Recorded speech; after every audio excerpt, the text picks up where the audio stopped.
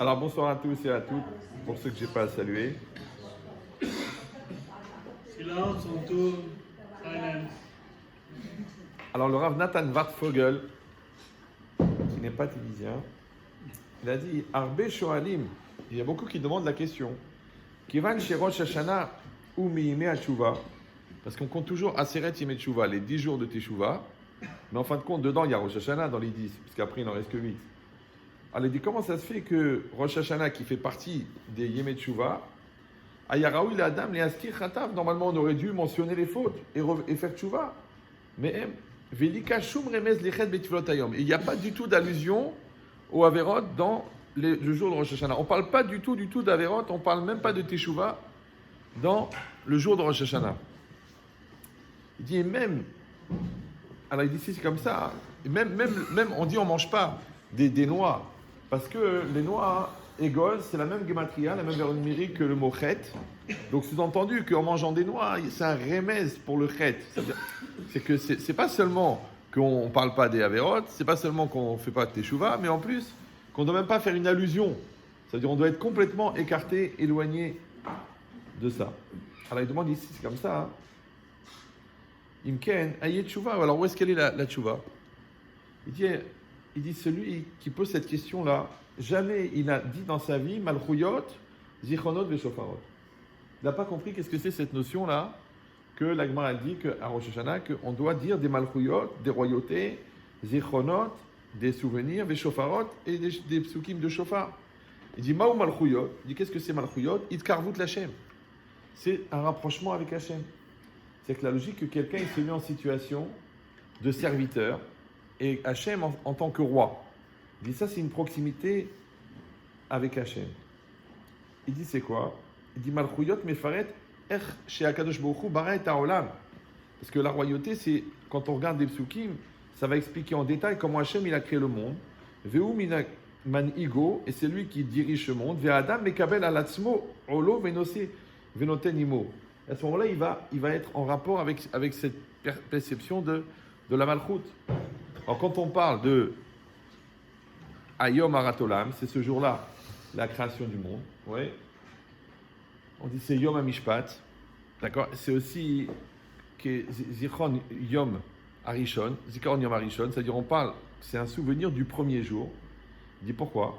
Parce que cette logique-là, qu'on doit accepter que Hachem, il est roi depuis le premier jour.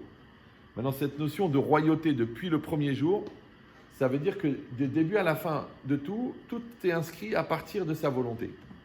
Et ça s'appelle Sibat à Sibot, la cause des causes. C'est-à-dire que quand on est dans la logique philosophique de la causalité et qu'on réfléchit au fait que chaque chose a une cause, alors on sait que la cause des causes, c'est Hachem. Ça s'appelle Sibat à Sibot. Maintenant, quand on parle de la cause, on parle toujours du commencement. Parce que c'est ce qui a entraîné la chose, c'est ce qui a mis la chose en mouvement. C'est ça la cause. Maintenant, quand nous, on vient à Rosh Hashanah, on sait que Rosh Hashanah, il est la cause de toute l'année. Ouais, parce que c'est à partir de Rosh Hashanah que tout va se passer. Et on sait, nous, qu'on est la cause de tout ce qui nous arrive. Et nous, on est aussi la cause de notre couple et de nos enfants. On est la cause. D'accepter cette logique-là, enfin, en fin de compte, je ne sais pas si j'avais expliqué le principe de la remise en cause, j'avais expliqué ici. Oui. Moi, je ne parle pas de Rav. Ici, je l'ai expliqué aussi. Non, mais Rav Lévi, il connaît tout par cœur. Mais il faut la répéter. C'est une notion très très importante. Je l'ai encore fait ce matin avec un couple en Shalom Bayit pour essayer de leur faire gagner une vingtaine d'années de thérapie. Ça, en français, il y a une notion qui s'appelle la remise en cause. Tout le monde parle français, tout le monde parle français, oui. Donc là, mais des fois, on utilise des mots, mais on ne réfléchit pas à ce qu'ils veulent dire. Donc dans la remise en cause, il y a le principe de la cause. On a dit c'est la causalité. Cela entraîne cela. Si tu vois un gars qui est trempé, tu as bien compris qu'il ne sort pas du four. C'est normal, d'accord? Donc il est tombé dans la piscine, pour ça qu'il est mouillé. Si quelqu'un il a des coups de partout, tu dis il n'a pas lu un livre, d'accord? Donc il y a un rapport entre la cause et la conséquence. Après, il y a la mise en cause. C'est quoi la mise en cause en français? C'est de prendre la personne et de la mettre en cause. Elle est mise en cause. Maintenant, quand moi je suis mis en cause, en fin de compte, d'un côté, c'est anxiogène, c'est culpabilisant, c'est angoissant. C'est pour ça que les gens ils prennent toujours mal d'être mis en cause. Ça les dérange d'être mis en cause parce qu'on dit que c'est à cause d'eux. Mais d'un autre côté, quand on te dit que tu es mis en cause, ça veut dire aussi, si c'est à cause de toi, ça veut dire aussi que c'est grâce à toi. Si oui ou non, puisque tu es la cause. Alors comment ça se fait qu'on prend mal le fait d'être mis en cause, ouais, alors qu'en fait, on nous dit, eh ben, c'est toi qui détiens la solution, parce que c'est toi qui es la cause du problème. Pourquoi tu regardes le côté anxiogène de la mise en cause et tu ne regardes pas le côté positif qui s'appelle d'assumer la réalité? Donc en fait, qu'est-ce que c'est la mise en cause? Si on croit en Dieu. Si on ne croit pas en Dieu, il vaut mieux habiter un étage élevé. Mais si on croit en Dieu, ça veut dire que je suis concerné par la réalité qui est en face de moi. Alors je donne toujours cet exemple, il est facile à comprendre. C'est comme si la femme, elle dit à son mari, chérie, est-ce que tu étais à la bar mitzvah des Shish Portish? Il dit non. Tu t'es sûr? Je te jure. Sur la vie des enfants. Alors la femme, elle dit, écoute, j'ai un problème. Parce que j'étais chez les Shish Portish, j'ai pris l'album photo de la bar mitzvah, et sur 500 photos, dans 480 photos, tu es là-bas. Des fois, tu es devant, tu es avec le bar mitzvah, avec les parents. Des fois, on te voit au buffet en train de t'empiffrer.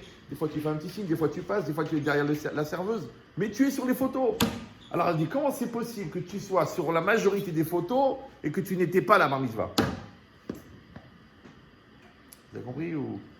Voilà. Ça veut dire, comment est-ce que tu peux être dans la majorité des situations de ta vie et penser que tu n'es pas concerné par la situation? Parce que quand tu es dans une situation et que tu dis j'ai rien à voir avec ça, c'est à cause de l'autre, c'est à cause d'elle, c'est à cause de lui, c'est à cause de mes parents, tu dois te demander pourquoi le bon Dieu il t'a mis là. Et d'ailleurs depuis la brite, il t'a mis là. D'accord? Donc tu dois te poser la question. Il t'a mis là. Vous avez un taux de réactivité qui est proche du commun. Je ne sais pas si c'est la moyenne d'âge ou les grossesses multiples, mais l'idée c'est quoi? C'est qu'une situation, quand je suis dans une situation, après oui, c'est moi qui suis fatigué. J'ai donné 33 conférences ce mois-ci. Ça, j'ai la tête. Et ça, c'est une très très grande base de la Emouna, que quelles que soient les circonstances que je vis, je ne peux pas imaginer que j'ai rien à voir avec ce que je vis. Et c'est ça, en fait, souvent, le piège.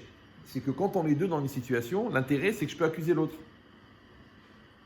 Alors que c'est faux. En vérité, je suis concerné à 100% par au moins 50% de la situation. Si on est 3, je suis concerné à 100% par 33% de la situation. Ça, c'est ce que je dis à mes élèves, pour ne pas les angoisser. Mais mes enfants, je ne leur dis pas ça. Je leur dis, tu es concerné à 100% par 100%. Tu dis l'autre alors? L'autre aussi t'en renvoie une image de toi. Vous me suivez ou non? Parce que toi, tu es là en face d'une situation, l'autre, elle est là. Si elle est là, c'est-à-dire qu'il y a une partie de toi qui va être révélée par le vécu de l'autre, de la situation. Donc tu es concerné comme ça et tu es concerné comme ça. Et si on descend, tu es concerné 100 fois. Vas-y. Donc ça s'appelle en français la mise en cause. Donc en fait, c'est quoi la mise en cause? C'est la notion de responsabilité. Ça va? Maintenant, si la cause, c'est la loi de causalité et la mise en cause, c'est la responsabilité, alors c'est quoi la remise en cause? Ça y est, on n'est jamais en cause. C'est bon, allez, c'est bon, j'ai compris, je suis responsable, il faut que j'assume, ok. Alors c'est quoi la remise en cause? Alors, en hébreu, c'est Adar ve'amar, Adar ve'asa. Il a refait. En français, il y a copié, il y a recopié. C'est quoi recopier? C'est perpétuer l'acte de copie. Vous me suivez ou non? Donc, le il exprime la perpétuité. Donc, si la mise en cause, c'est la sensation de responsabilité, donc c'est quoi la remise en cause? C'est la perpétuité du sentiment de responsabilité. Ce qu'on appelle en français la maturité. Ça va? Donc la maturité, c'est la perpétuité du sentiment de responsabilité. Ok. Donc ça veut dire que maintenant on comprend pourquoi les gens immatures n'arrivent pas à se remettre en cause. Je sais que vous pensez à quelqu'un d'autre, mais il faut penser à vous. Vous dites, mais comment il connaît mon mari? Mais c'est pas ça le problème, d'accord? Chacun, il doit se sentir concerné puisque le coiffeur ne peut pas shampooiner la tête de quelqu'un d'autre. Il shampoigne, c'est la personne. Donc chacun, il prend sur lui, comme moi-même, je prends sur moi, je réfléchis, je dis, mais alors, c'est-à-dire que quand j'arrive pas à me remettre en cause, je crois que c'est un problème de connaissance, je crois que c'est un problème d'investissement, je crois que c'est un problème de sincérité. Non, non, non, non, c'est un problème de maturité. Ouais, tu n'es pas prêt à changer, tu n'es pas prêt à accepter, tu n'es pas prêt à évoluer. Pourquoi? Parce que grandir, ça rime avec souffrir. Donc les gens, quand on leur demande de grandir, ils se mettent à souffrir. Mais d'un autre côté, on est condamné à grandir. Pourquoi? Parce que le monde, il change. Les parents, ils vieillissent. Les enfants, ils grandissent. Les conjoints, ils évoluent. Le marché, il bouge. Ton poids, il est différent. On change. On est condamné. C'est pour ça que Shana, Similachon Shinui. Il n'y a pas une année qui ressemble à l'autre. Chaque année, c'est un changement. Et Rosh Hashanah, c'est Rosh Hashinui. C'est le début du changement. Et en plus, ça tombe le premier Trishri, qui est un Rosh Chodesh. Ça fait Rosh Chadash. Ata Tsarich Rosh Chadash, be Rosh Hashinui. Mais si tu dis, ah non, c'est pas évident, vous savez, on est comme on est, on ne peut pas changer sa nature, on est un cheval, on reste un cheval, c'est foutu. Parce que le monde, il t'oblige à changer. Maintenant, cet effort perpétuel d'adaptation, qu'on appelle en philosophie l'intelligence, et qu'on appelle dans la Torah Chokhmat Chaim, parce que c'est ça, Chokhmat Chaim. Chokhmat Chaim, c'est pas de connaître tout le Talmud. Chokhmat Chaim, c'est que dans une réalité, tu es capable d'utiliser la Torah que tu as intégrée pour réagir selon la Torah à la situation. Mais j'ai bien dit les mots. C'est une Torah qui est intégrée. C'est pas une Torah qui est connue. C'est pas une Torah qui est copiée. C'est pas un copier-coller. C'est une Torah qui est intégrée. Une Torah qui est intégrée, ça veut dire que tu es devenu cette Torah. Ça, l'ilmod ou le lamed, l'ishmor velasot. Ça veut dire qu'il faut des années pour apprendre ce qu'on ne sait pas. Il faut des années pour comprendre ce qu'on sait. Il faut des années pour intégrer ce qu'on a compris. Et il faut des années pour devenir ce qu'on a intégré. Et crois-moi qu'il n'y a pas un mot en trop. Ouais. Pourquoi? Parce que, encore ce matin, je vous dis, un couple, le gars, il a étudié la Torah. Mais il n'arrivait pas à comprendre qu'il y a une différence entre savoir et être. Donc, je lui dis, au niveau du travail, je vois que vous n'avez pas fait le travail. C'est comme si toi, je t'ai donné 100 000 € pour me construire une villa. Et je viens 4 mois après, et je vois les parpaings par terre, je vois les planches, je vois les vitres. Je lui dis, où ça en est la maison? Il me dit, ça avance bien. On va attaquer la décoration. Je lui dis, mais moi, je vois les parpaings par terre. D'accord? Donc moi, je vois que ton couple, il n'est pas construit. Et toi, tu me dis, on a fait beaucoup d'efforts. Moi, je vois que ton enfant, il n'est pas éduqué. Et toi, tu me dis, je m'occupe de lui. Je vois que ton business, il est en balagan complet. Et tu me dis, tout est clair, tout est clean, tout est nickel. Mais il a, voilà, Metsiout, Medaberet. Ouais, la réalité, elle parle. Or, la réalité d'un homme, c'est pas ce que tu vois. La réalité, c'est ce qu'il a à l'intérieur. C'est pour ça que toujours un Dessler, il dit Alev ou Ametiout. Oui, le cœur, c'est ça la réalité. Maintenant, on a déjà cité plusieurs fois ce passouk, mais on le lit une fois par jour dans la Torah, on le lit 3 fois par jour dans la prière. C'est-à-dire qu'il doit être important. Vayadarta ayom, va'ashevota elevavecha. Vayadarta ayom. Tu seras aujourd'hui, va'ashevota elevavecha, et tu ramèneras dans ton cœur. Maintenant, Ashava, c'est intéressant, parce que c'est aussi, Ashava aussi, c'est la chouve, d'accord, de faire teshuva. C'est aussi Ishuva da'at, d'être posé, d'accord. C'est aussi Ashava de rapporter. Maintenant, il y a une mitzvah dans la Torah qui s'appelle Ashava Taveda. Vous connaissez cette mitzvah? C'est une mitzvah de ramener l'objet perdu. Maintenant, c'est très intéressant parce que dans l'halakha, si par exemple, vous êtes à la bourse et que vous voyez une action qui est en train de baisser, et un copain à vous, juif, vous savez qu'il a des actions, vous devez l'appeler tout de suite pour lui dire attention, l'action elle est en train de baisser et c'est indigne de Ashava Taveda. Ça va? C'est une loi de rendre un objet perdu. Un objet perdu, normalement, tu marches dans la rue, tu trouves un portefeuille, tu l'ouvres, il y a marqué le nom, tu le ramènes à la personne. Tu as vu ce vélo, tu sais que ce vélo il appartient à un tel, et il y a des signes dessus que c'est à lui, tu dois lui ramener. Ça, c'est Ashava Taveda. Mais il y a aussi une Aveda immatérielle, parce que l'action, c'est une perte d'argent. Tu dis, bon, écoute, il n'y a pas d'objet, pourquoi je vais me casser la tête? Non, non, non, tu vois ça. Mais il y a aussi une Aveda spirituelle. Maintenant, tu vois la fille de ton copain au parc en train de faire du bouche à bouche, mais tu sais qu'elle n'est pas secouriste. Secourista. Soccorritrice. Ouais. Peut-être elle est secouriste. C'est ça. Mais le gars, il a l'air bien, il n'a pas l'air de s'être évanoui, le gars, ouais. Et elle est en train de faire du bouche à bouche. Alors, qu'est-ce que tu peux dire? Écoute, c'est pas ma fille. Écoute, chacun ses problèmes. Kolwar de Mazzalo. Tu dis non, Ashava Taveda, c'est une Neshama, c'est une Bat Israël. Tu vas la voir, même tu fais le blata. Ah, bonjour Claudia, comment ça va? Hop, elle va s'étouffer, presque à la valse à langue, et d'ailleurs, elle était en pleine action, d'accord? Donc, comment tu vas faire? Elle se réveille, elle bouge, tac, ouais, et après, elle a honte, elle devient toute rouge, et tu as évité Hashavat Aveda. Ça aussi. Maintenant, si Hashavat Aveda, c'est ça, toi aussi, tu as une Aveda que tu dois ramener, c'est quoi? C'est ta Neshama. Tu dois faire Hashavat Aveda, tu dois la ramener à Hachem, ta Aveda. Ta Neshama perdue. Tu dois l'amener. Donc, quand on parle de la chouve, d'accord, c'est que tu dois ramener la Neshama à Dieu. Et ça, c'est très compliqué. Pourquoi? Vous savez que c'est une marloquette dans la Torah. Est-ce qu'il y a une mitzvah teshuva ou non? Le Rambam, il pense qu'il n'y a pas de mitzvah teshuva. Il dit qu'il y a une mitzvah de vidouille, il y a une mitzvah d'exprimer la vera dans le repentir, mais il n'y a pas de mitzvah de faire teshuva. Pourquoi? Pourquoi? Vous savez pourquoi? C'est très simple. Parce que Hachem, c'est quoi? Tu reviens à Dieu. Mais de toute façon, tu es toujours resté à Ben Israël. Israël a fini chez Khata, Israël où? D'accord? C'est comme si, par exemple, toi, tu t'es énervé contre ton fils parce qu'il t'a planté de 100 000 euros, et tu le fous dehors, tu le casses la maison, il s'en va. Et après, il vient, il dit, papa, merci là, au bout d'un an, voilà, papa, j'ai réfléchi, je suis un fou, j'étais un gamin, et je t'aime, et papa... Alors le père, il dit, ok, mais il faut que je retourne à la mairie pour faire une reconnaissance, parce que, comme on s'est engueulé, c'est plus mon fils. Je n'existe pas, tu restes le fils. Tu veux ou non?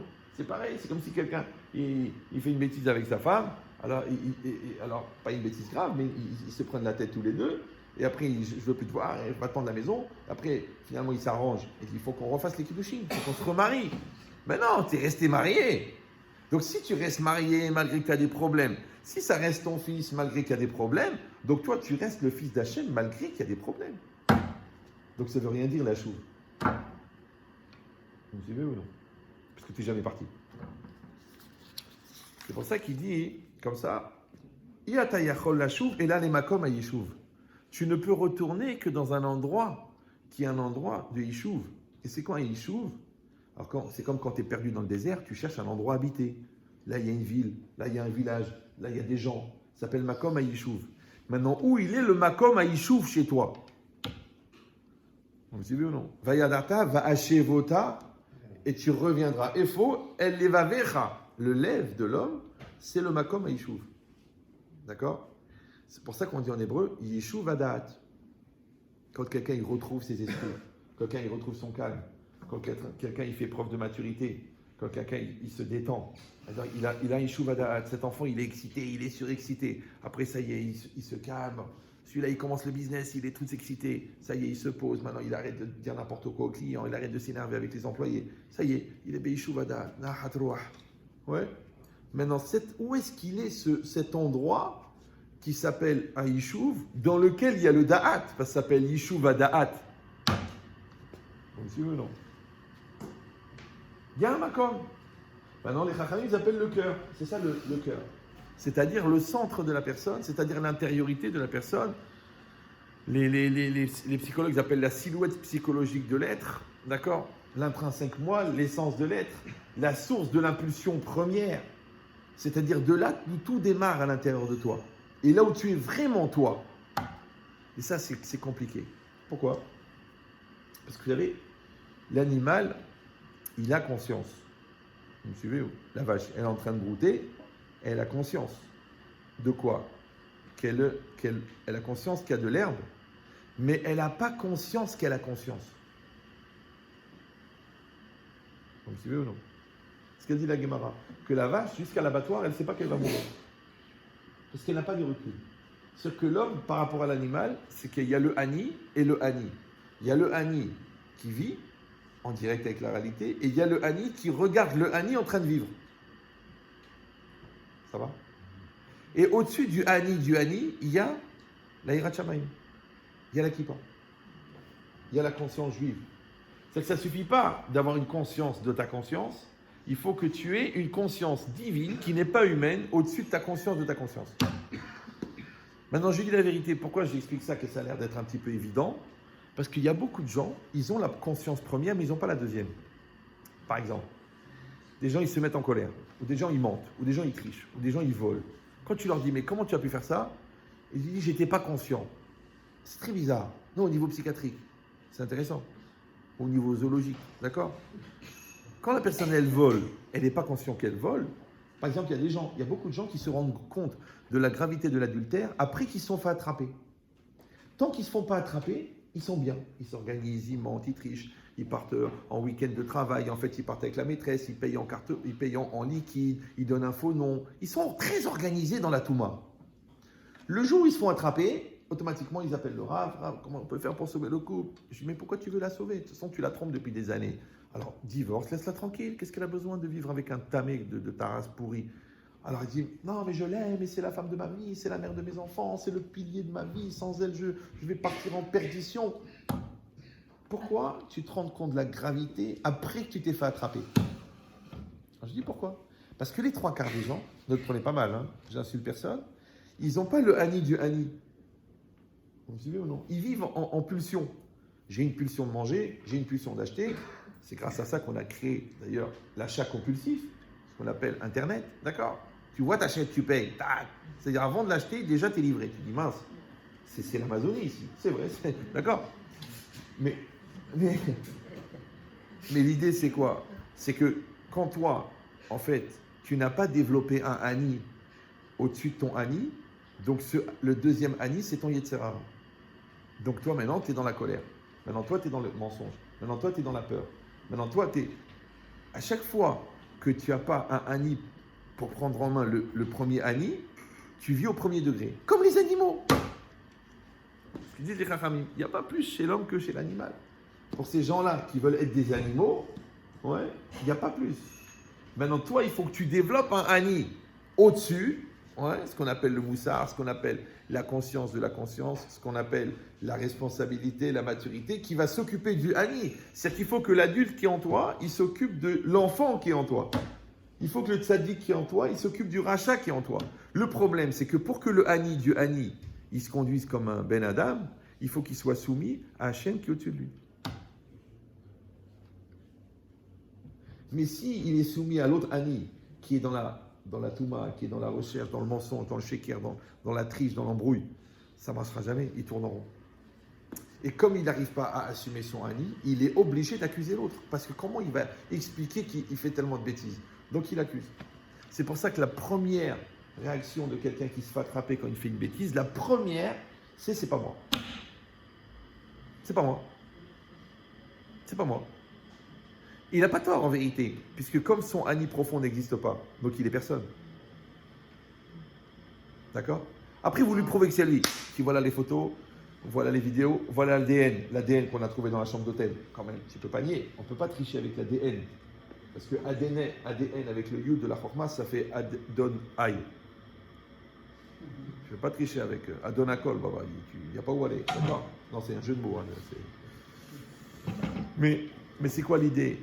C'est que la première réaction, c'est pas moi. La deuxième réaction, quand on te prouve que c'est toi, qu'est-ce que tu fais? C'est vrai, mais c'est à cause de toi. En fait, je t'ai trompé parce que c'est à cause de toi, tu ne me donnes pas assez de tendresse. Je t'ai volé parce que tu ne me payes pas assez. C'est extraordinaire. C'est-à-dire que moi, je suis maître de tes actions, puisque toi, tu n'es qu'en réaction. Action entraîne réaction. Troisième niveau d'immaturité dans la nullité humaine, quand la personne, tu as dit, écoute, c'est toi, et c'est à cause de toi. Dernier niveau d'irresponsabilité, c'est vrai, mais c'était plus fort que moi. Je n'étais pas moi-même. Alors là, on est carrément parti dans le délire psychiatrique. Parce que je rappelle, si vous avez dépassé la classe de CE2, que je, tu, il, nous, vous, il sont des pronoms personnels, mais c'est apostrophe, ça doit exister en italien. Ouais. C'est, d'accord, c'est impersonnel. C'est un déterminant impersonnel. D'accord? Donc si tu prends la phrase « c'était plus fort que moi », donc il y a moi qui est personnel, et il y a le verbe être qui est était, et il y a le c'est. Donc c'est, ça veut dire qu'il y a un truc en moi impersonnel qui n'est pas moi puisqu'il est impersonnel, mais qui est plus fort que moi. C'était plus fort que moi. Alors si tu as un truc impersonnel qui maîtrise ta vie, il faut commencer à te demander si tu es vivant, puisque tu es manipulé par un truc qui est plus fort que toi. Maintenant, tant que toi, tu n'as pas à cet endroit-là où il y a ce c'est impersonnel, tu n'as pas mis le Hani, tu n'as pas mis la Hirat Shamayim, tu n'as pas mis la conscience, tu n'as pas mis la maturité, Et cet endroit-là, il s'appelle le Lev. Ouais. Donc c'est cet endroit-là qui est le Yishuv. C'est cet endroit-là où tu es posé. Et c'est cet endroit-là où il y a le Da'at. Donc tu ne pourras pas avoir le Yishuv à Da'at tant que tu n'auras pas développé un Ani à l'intérieur de ton cœur qui va gérer l'autre Ani qui est en contact avec l'animal qui est en toi. Voilà. Bon, a priori, je peux partir maintenant, mais ça fait un peu court vu la distance. Donc, non, parce qu'après, je vais dire autre chose, mais ça va faire oublier ça, c'est dommage. Bah oui, parce que tout l'intérêt dans l'enseignement n'est pas dans la qualité de son contenu, mais dans l'impact émotionnel qu'il peut créer chez toi pour changer. Donc, en disant autre chose, je vais vous faire oublier ça. C'est pour ça que les gens intelligents, ils réécoutent le cours et en prenant des notes. Et les imbéciles, ils attendent le prochain spectacle. Et ils sont nombreux grâce à Dieu. D'accord? Donc, ça veut dire quoi? Ça veut dire, c'est la fatigue. Ça génère la violence. Ah, c'est pas un cours particulier, c'est 22 000 € le cours. Il faut réfléchir. Maintenant, vous pouvez dire oui. Moi, je ne suis pas contre les modes de paiement. Donc ça veut dire quoi? Ça veut dire que cette personne-là, cette personne dans lequel on a compris maintenant qui est ce Yishuv, qui est ce Da'at, qui est ce Yishuv à Da'at, qui est ce Lev, c'est cette personne-là qu'on va juger à Rosh Hashanah. Vous me suivez ou non? Mais il faut qu'elle vienne au Yom Hadin.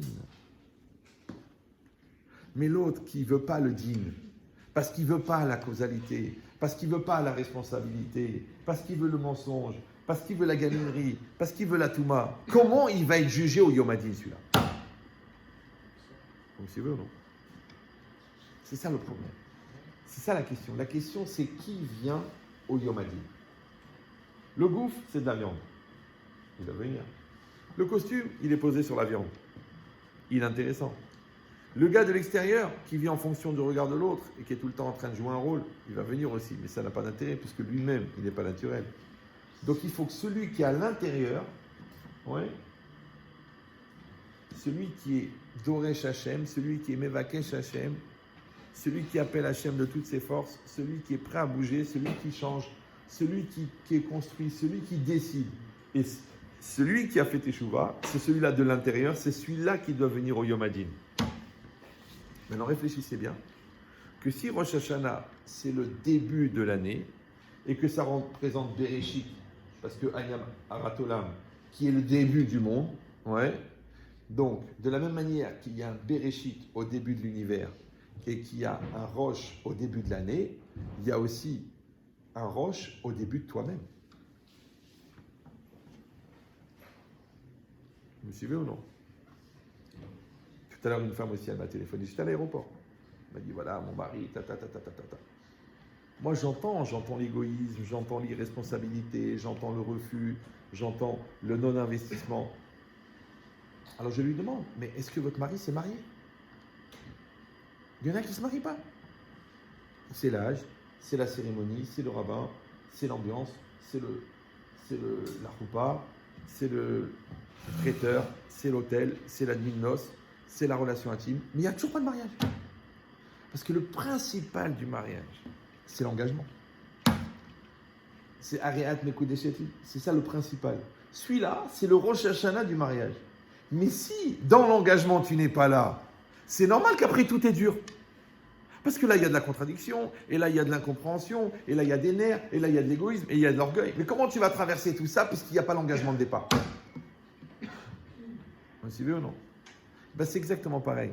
En fait, chaque début, c'est un Rosh Hashanah. Maintenant, si toi, tu sais où est-ce qu'il est le début chez toi, tu sais où est-ce qu'il est l'origine chez toi de tout, alors tu es dans un digne de Rosh Hashanah. Toi. C'est pour ça qu'il y a une marloquette. Il y en a, la Gemara dit on fait Rosh Hashanah une fois par an. Il y a un Tana, il dit on fait Rosh Hashanah chaque jour. Et l'autre, il a dit on fait Rosh Hashanah chaque heure. Tu dis attends, mais ça veut rien dire. En 60 minutes, tu vas refaire 30 jours de Slichot, 10 jours de Seretim et Teshuvah, 2 jours de Yom Hadin, 1 jour de Kippour, en 30 minutes, en 60 minutes, c'est pas possible. Alors moi, j'ai donné une image, parce que Rav Dessler, il disait, l'eau marloquet. Ouais, en vérité, c'est des madrigotes. Celui qui a une épicerie à Ouarzazat, ou une papeterie, plus compliqué, ils vendent des articles scolaires. il vend un stylo par an. Combien de temps il fait pour faire le bilan annuel? Une fois par an, ça suffit. De toute façon, il vend un stylo par an. D'accord, vu que les chameaux n'utilisent pas de stylo. Si il a 600 magasins, ouais, qui fonctionnent ensemble, il ne peut pas faire un bilan une fois par an. Il est tout le temps obligé de faire un bilan. Alors, il a besoin de faire une fois par jour. Mais celui qui a 18 000 magasins, qui sont tous reliés par des terminaux, un central là-bas, informatique là-bas, à Boston, il ne peut pas faire un bilan une fois par jour, parce qu'il vend 280 millions de dollars par jour et 187 000 références. Donc, il est obligé de faire un bilan chaque heure. Donc, en fait, le degré de productivité, ouais, il explique le degré de jugement. Maintenant, les tzadikim qui font 1 million de mitzvot par heure, ne peut pas faire un bilan une fois par an. Ça va trop vite. Oui. Mais si tu dis que Rosh Hashanah, c'est le moment du changement, ça veut dire que le tzaddik, il est quelqu'un d'autre le lendemain. Et si tu dis que celui-là, il a un tzaddik, il a un jugement chaque heure, c'est-à-dire que chaque heure, il est quelqu'un d'autre. Alors ça a l'air un petit peu comme ça, un peu tiré par les cheveux, mais dans l'absolu, hein, d'accord, encore une fois, on n'arrête pas de changer. Ben, toi, tu étais tranquille, tu arrives au travail, le client il a planté. Bon, il faut que tu refasses un montage financier. Tu arrives à la maison, ta femme elle te dit, bon, le petit, il a frappé le prof. Alors, il faut s'arranger avec l'école. Après, tu rentres à la cuisine, ta femme elle pleure, elle dit, j'en peux plus, j'ai envie de mourir, tu m'emmènes pas en vacances. Allez, vite, organise, Venise, voilà, blablabla. Après, ta mère elle t'appelle, elle me dit, tu me dis pas que tu m'aimes, je vais me jeter de l'immeuble. Attends, maman, j'arrive. Bon, j'exagère, mais c'est beaucoup plus grave, d'accord? Mais ça veut dire que, en fait, tu es tout le temps, en train d'être obligé de t'adapter. Donc maintenant, c'est quoi qui va s'adapter? C'est ton extériorité qui s'adapte. C'est ton intériorité. Donc ça veut dire qu'à chaque fois, tu vas être obligé d'augmenter ton niveau de maturité. Et bien cet endroit-là, qu'on t'oblige à changer chez toi, oui, c'est celui-là qui s'appelle le Rosh Hashanah de la personne. Oui. Maintenant, il dit le Rav Chaim Friedlander, Ha'ashpaot mishamaim mishtalshelot tamid mitrila bechlalut.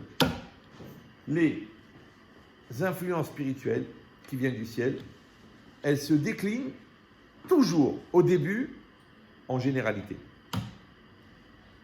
Connu, il a entendu. Shorche kol meorot haolam, la racine de tous les événements du monde, em barolam haruchani, ils sont dans le monde spirituel. Asher ou les ma'ala minazman, qui est au-delà du temps.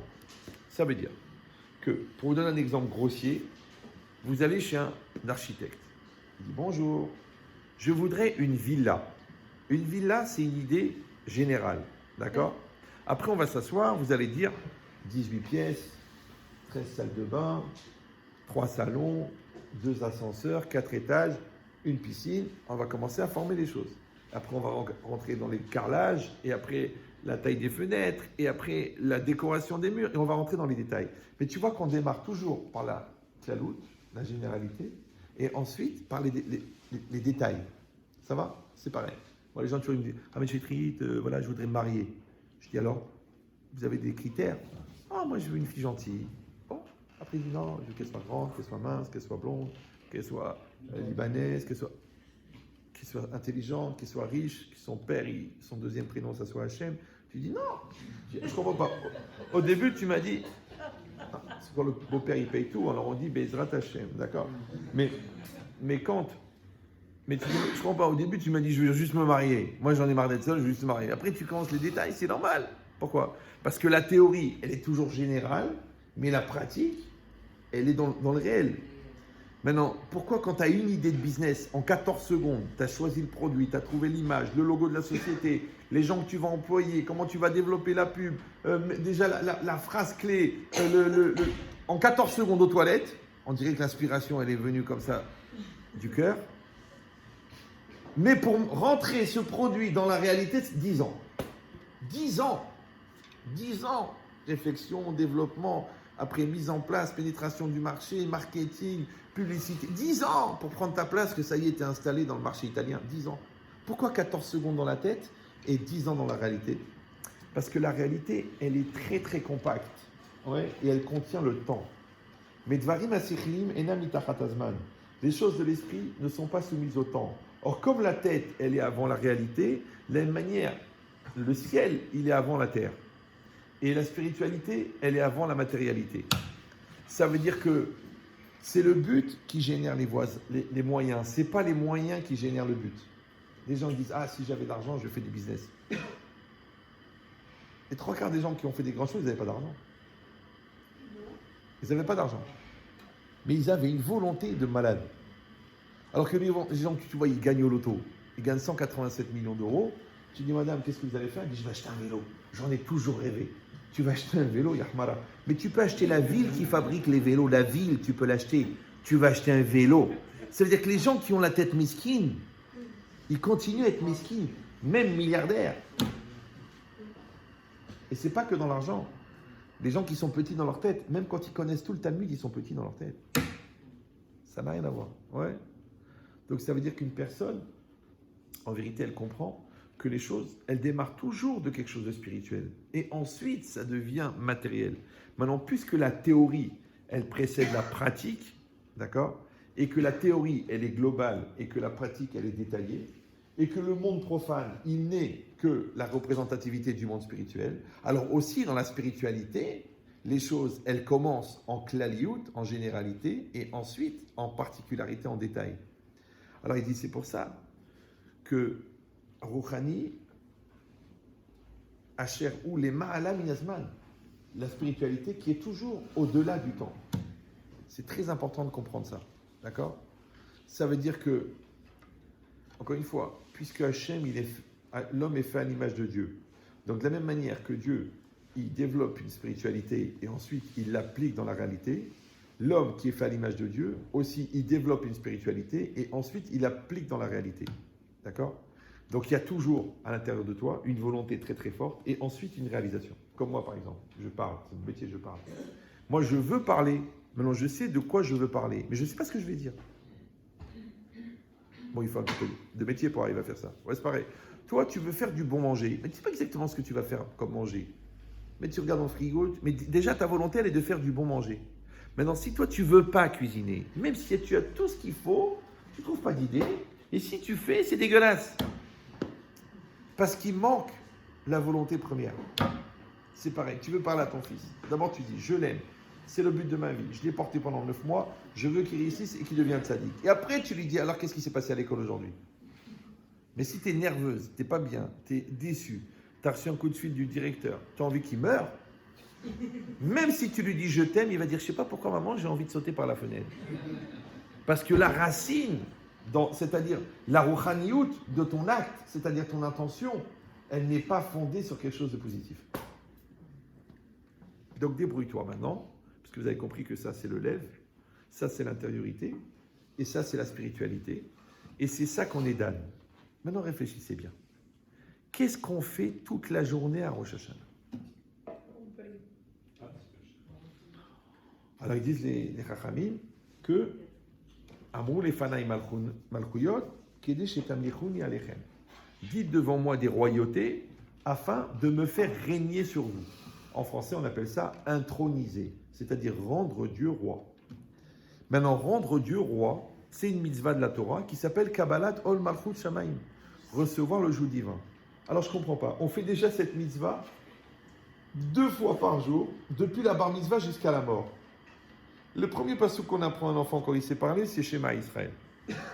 Le dernier passouk que quelqu'un dit avant de mourir, c'est Shema Israël. Avant de dormir tous les soirs, on fait le Kriyat Shema Lamita, il faut s'endormir en disant Echad. Comme quand un homme il va partir à 120 ans, il devra mourir en disant Echad. Donc le schéma, c'est ce qu'on dit tous les jours, toute sa vie. Si je dis que Rosh Hashanah, c'est Kabbalat Ol Malchut Shamayim, de recevoir le joug divin, c'est pour ça que toute la journée on répète Hashem Melech, Hashem Malach, Hashem Imloch, Leolam Vaed, Hashem Hu, Elokim, Hashem Hu, Elokim. Mais ça va, je l'ai déjà fait 2 fois par jour pendant 363 jours. Pourquoi tu veux que je le refasse aujourd'hui? Quelle différence? C'est bizarre, non? En fait, l'idée, elle est que les autres jours, tu vas le faire le matin. Vous savez, c'est une marloquette. Est-ce que c'est une mitzvah de Kriyat Shema à 2 temps différents, ou c'est non, c'est une seule mitzvah à 2 temps, ou c'est 2 mitzvot. C'est-à-dire que je dois recevoir le joug divin le matin, et je dois recevoir le joug divin l'après-midi, le soir. Non, c'est un peu bizarre, parce que recevoir le joug divin, c'est quoi? C'est de prendre sur soi d'être un serviteur d'Hachem. Ok. Maintenant, je l'ai fait à la bar mitzvah, ça suffit. Pourquoi tu veux que je le refasse? C'est comme si toi, tu travailles dans une grosse société et que tu dois signer un engagement de confidentialité et de non-concurrence. Et tu as signé. Tu vas toucher 30 000 euros par mois. Tu travailles sur des projets qui ont coûté 22 milliards en recherche et développement. On ne peut pas te permettre de laisser parler avec tes copains et tes copines. Donc, on te dit, tu signes. Ok. Le gars, il a signé la veille, il est engagé. Le lendemain, il met son badge, ça sonne, il ne peut pas rentrer. Le gars de la sécurité, il dit, monsieur, vous retournez, pourquoi faire? Pour signer l'engagement de confidentialité. Il dit, mais je l'ai signé hier. Ce qui est valable hier n'est pas valable aujourd'hui. Peut-être que pendant la soirée, vous avez reçu un coup de téléphone du concurrent qui vous a proposé 20 millions d'euros. Donc, on veut que vous signiez à nouveau. Donc, ça veut dire que l'homme, il est tellement pas fiable que le bon Dieu, il veut qu'il reprenne sur lui d'être Eved Hachem 2 fois par jour. Ils ont dit, pourquoi le matin et le soir? Parce que tu prends sur toi le matin pour toutes les épreuves du jour.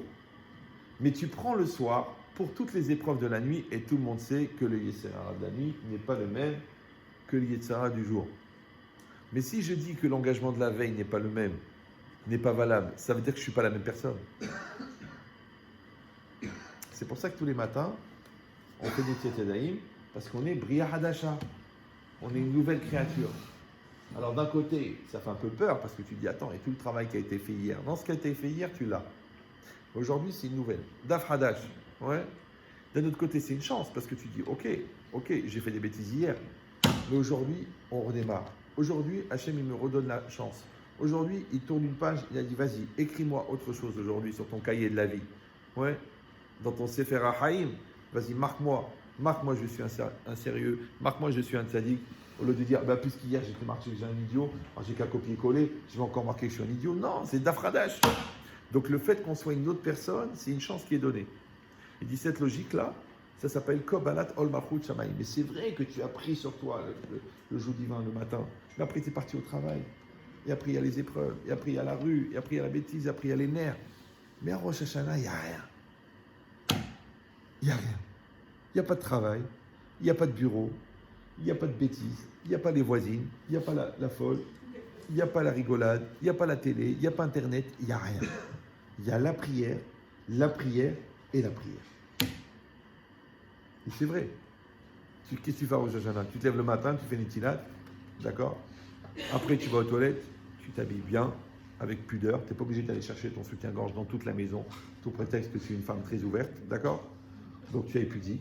Après, tu sors. Tu fais les brachot comme il faut. Chaque nom d'Hachem des 19 brachot, Aya, Ove, Veillé, Adonakol, en réfléchissant au sens de chaque bracha. Après, tu vas à la synagogue en faisant attention à tes yeux, où est-ce que tu traînes la tête, et en pensant, je suis un serviteur d'Hachem qui va vers le service divin. Après, tu rentres à la synagogue, tu mets le talit en prenant sur toi les kayemet kol mitzvot, d'accord? C'est ça, tzitzit. Après, tu commences à faire les mizmorim avec la hitlahavut, et la simcha, la joie d'être juif plutôt que d'avoir grandi au Congo dans une case. Après, tu arrives au Yotzer, tu réponds bien au Kaddish, tu fais bien le Yotzer pour te préparer à recevoir le joug divin. Après, tu reçois bien le joug divin, tu prononces chaque mot, tu articules chaque mot du Kriyat Shema en devenant serviteur d'Hachem, en pensant aux 10 commandements qui sont à l'intérieur, plus aux 245, plus 3 mots qui correspondent aux 248 membres. Après, tu refais Emet Ve'emuna et Emet Ve'yativ avec la préparation pour la Géoula qui va être donnée dans la Mida. Après, tu rentres dans la Mida, tu es Kohen Gadol, tu dois amener 19 korbanot qui sont les 19 Shem Hashem, qui sont dans les 19 brachot, que tu dois avoir la Kavana, que tu dois avoir les lettres de feu, tu dois avoir le Yud, le He, le Vav et le He, qui font 120 mètres de haut en or ciselé, avec dans le He, le Aleph, Dalet, Nun, Yud, et ensuite le mélange des deux, et ensuite Aya, Ove, Veillé, Adonakol, dans chaque Shem Hashem. Après, tu finis, maintenant tu écoutes la Chazara et tu fermes les yeux, tu suis dans les mots et chaque mot tu ne le rates pas. pas que tu parles avec ton copain, pas que tu rigoles avec l'autre, pas que tu réfléchis à quelle voiture tu vas acheter, tu restes dans ta Amida. Après, on sort le Sefer Torah, et là, tu pries pour toute ta famille, et tu fais Berir Shemé, parce que ça c'est Metaken sur Zera Levatala. Après, tu écoutes la paracha, chaque mot, tu regardes les lettres du Sefer Torah, tu écoutes la paracha. Après, tu fais Ashrei avec la Simcha, tu fais Uvalet Sion avec la Hitlavut. Après, tu fais Moussaf avec la Kavana. Après, tu fais Kavé. Après, tu sors, tu fais Alinu les Shabéach, d'accord? Avec la joie, la Simcha d'être un Ben Israël, d'accord? Sauvé, en fin de compte, pour nous en tout cas en France qui avons la chance de pouvoir appliquer les mitzvot dans un pays musulman, c'est une chance incroyable, d'accord? Donc nous le faisons. Après tu rentres à la maison toujours en préservant tes yeux, en disant livre Torah avec ton fils qui t'accompagne à la prière. Tu accueilles ta femme, la lumière de ta vie, le feu d'artifice de ton bonheur, le bouquet de fleurs de ta sérénité. Et tu te mets à table, tu fais des tilates, et tu fais en élevant tes mains pour le service divin, pour Akadosh Baruch Hu, et tu enlèves la touma qu'il y a dedans. Après, tu fais Amotzi Lechem Minaret, et tu comprends que toute ta parnassa, elle est entre les mains d'Hachem. Après, tu manges les Shem Shamaim dans la Simcha, les bons plats en disant merci, n'oublie pas, parce qu'elle s'est cassée la tête à préparer. Tu dis un petit peu d'Ivret Torah, tu passes un moment avec les enfants, tu fais le Berkat Amazon comme il faut. Après, soit tu te reposes un peu, soit tu fais des Teilim, soit tu étudies la Gemara Rosh Hashanah. Et après, tu pars à Mincha, après, tu pars à Arvit. Qu'est-ce que tu as fait toute la journée? Prière, manger. C'est tout. Vous avez compris ou non? C'est que du spirituel. C'est des matériels. Non, c'est très important. Vous avez compris ou non? C'est très très important qu'il n'y a rien d'autre. Il n'y a rien d'autre. Maintenant, en fait, tu vas faire un stage de spiritualité intense. Et encore une fois, il n'y a pas le travail, il n'y a pas la rue, il n'y a pas la télé, il n'y a pas Facebook. Donc, il n'y a pas des siradaat, il n'y a pas de dispersion de l'esprit. Parce que le vrai problème de l'homme s'appelle Pizur Abachashavot. Ta tête, elle part. D'accord? Tu n'arrives pas à te concentrer. Du coup, même quand il est avec sa femme, il pense à une autre. Donc, quand il voit son fils, il le compare avec un autre. Même quand il est en business, même quand il voit la voiture de l'autre, il dit c'est pas la mienne. Il passe sa vie à vivre une vie qui n'est pas la sienne. Mais quand tu es, et c'est pour ça que la Torah, elle a donné le jour de Rosh Hashanah, et c'est pour ça que les Chachamim, ils ont donné le texte de la prière de Rosh Hashanah dans le Sidour de Rosh Hashanah, à la synagogue pour Rosh Hashanah, avec le Tzibour de Rosh Hashanah, le Chazan de Rosh Hashanah, les airs de Rosh Hashanah. Entièrement, tout ça pour la concentration. Mais excusez-moi, chaque Shabbat, ce n'est pas comme ça. Ça serait bien que ça soit comme ça. Il faudrait que ça soit comme ça. Mais le Shabbat, c'est encore un autre sujet. Comme Pessah, c'est un sujet. Kippour, c'est un sujet. Sukkot, c'est un sujet. Rosh Hashanah, c'est un sujet. Maintenant, le thème d'aujourd'hui, c'est... Mais si vous voulez, on pourra faire un cours sur le Shabbat. Avec plaisir. Oui, bien sûr. Mais la différence, elle est que ce jour-là, si vous réfléchissez bien, le Shabbat, c'est un sens spécial qui s'appelle le Shabbat. À Pessah, c'est différent qu'il y a la Matzah. À Sukkot, il y a la Soukha. Mais à Rosh Hashanah, il n'y a rien de spécial. La seule chose, c'est que tu sais que ce jour-là, on te regarde. Et là, il y a un très très grand Yetzer Hara psychiatrique qui s'appelle le phénomène de la pause. Vous savez, vous êtes à une bat mitzvah, une bar mitzvah, vous êtes avec vos amis, vos copines, vos copains, vous êtes à votre table, et vous êtes tranquille, vous êtes naturel, vous êtes en train de rigoler, comme ça, un peu tassé, un peu crélin, un peu... Bon, c'est votre âge, c'est normal. Il vient le photographe, et d'un seul coup, tac, tu rentres le ventre, tu lèves les épaules, et tu mets ton meilleur profil. Parce qu'il y a la photo. C'est un phénomène qui s'appelle la pose. Les femmes ont un très très gros problème avec les photographes. Vous prenez par exemple, vous prenez une photo d'une femme avec votre téléphone, elle te dit fais voir la photo, dit efface-la, efface-la, efface-la. Et tu lui dis mais chérie, c'est pas sur la photo que t'es moche, c'est un phénomène, d'accord?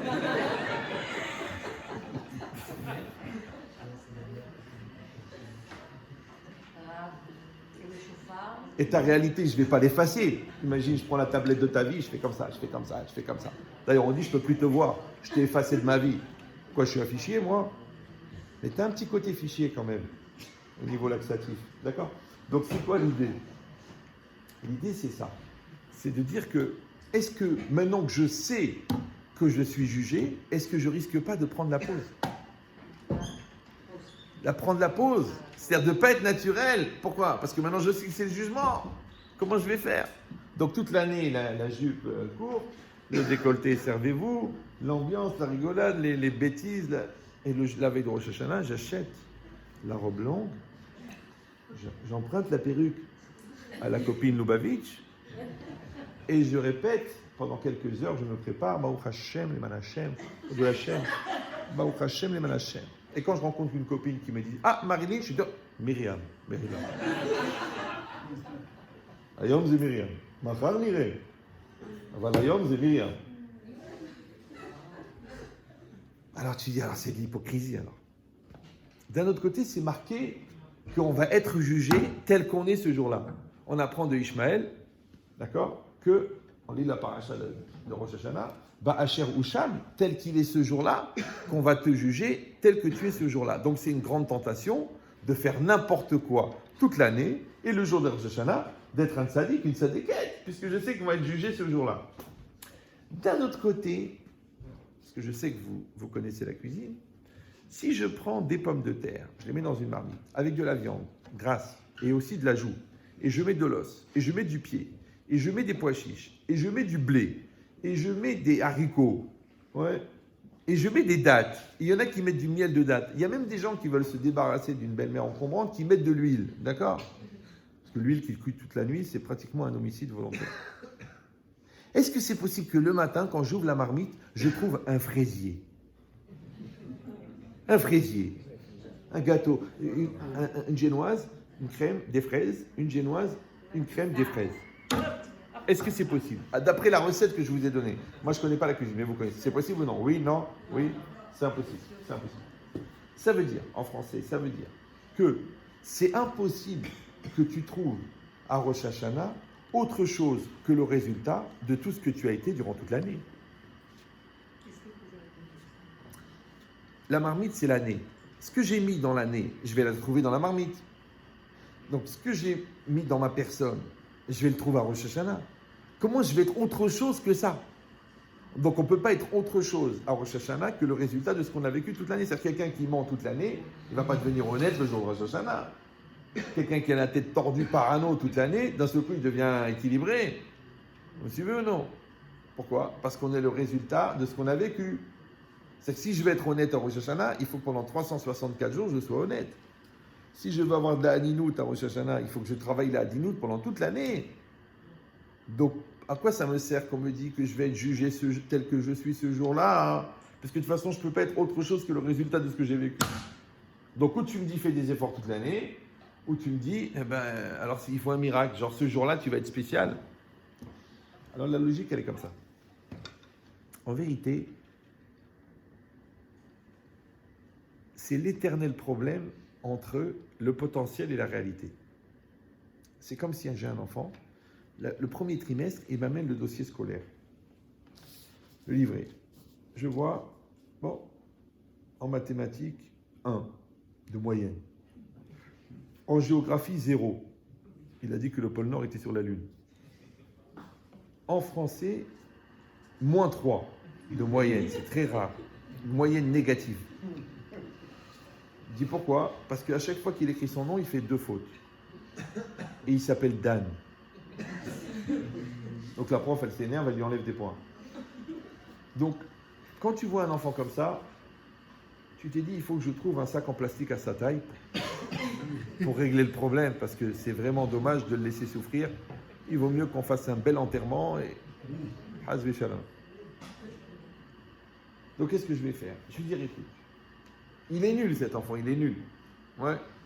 Mais moi, qu'est-ce que je fais en tant que parent? Écoute, j'ai confiance, je lui donne la force, je donne les coups, enfin, je donne les encouragements, je donne les récompenses, je le suis, je mets un prof particulier. Et à la fin de l'année, meilleur de la classe. Maintenant, j'ai un problème. S'il est bon à la fin de l'année et qu'il était nul au début de l'année, lequel c'est mon fils? Moi, je sais ce que vous allez dire. Mon fils, c'est le bon. Non, mais est-ce qu'au début, c'était un faux nul ou est-ce qu'à la fin, c'est un faux bon? Hein? En fait, au début de l'année, dans la réalité, c'était un nul, mais en potentiel, c'était un bon. Et qu'est-ce que j'ai fait? Moi, je l'ai aidé à réaliser son potentiel. Maintenant, la question, elle est, à Rosh Hashanah, on juge la réalité ou le potentiel? Ah, vous êtes content de dire ça. Comme ça, vous pouvez venir en mini-jupe toute l'année.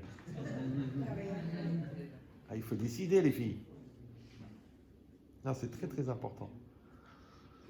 Chez les juifs, ça s'appelle la teshuva, chez les goïms, ça s'appelle la cohérence. Il y a un moment, il faut décider, à Adkama, je suis juif. C'est pas grave. Ce que je veux dire, c'est que à Rosh Hashanah,